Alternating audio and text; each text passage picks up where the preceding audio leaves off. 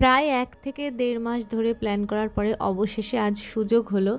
তাই বেরিয়ে পড়লাম ৩ জন একসাথে। অস্মিকের আজকে ১ম ট্রেন জার্নি ছিল। তো ও খুবই এনজয় করছিল। আমরা নেমে পড়লাম নৈহাটি জাংশনে। তারপর ওখান থেকে ফুল কিনে, ডালা কিনে চলে গেলাম বড় মায়ের পুজো দেওয়ার উদ্দেশ্যে।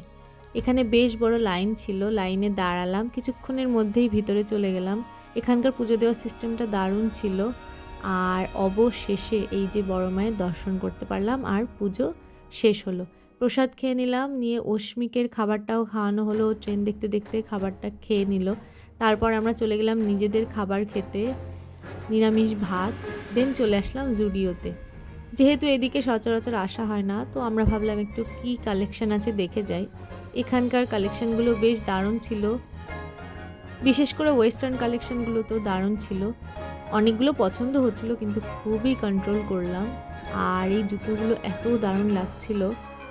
তো আমরা ঘুরলাম ফিরলাম, তারপরে টুকটাক কিছু শপিংও করলাম। করে ওখান থেকে বেরিয়ে পড়লাম। আর বাইরে এসে দেখি পেয়ারা মাখা বিক্রি হচ্ছে।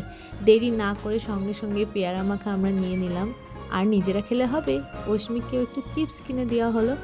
তারপর চলে আসলাম বাড়ি। Thanks for watching. বাই।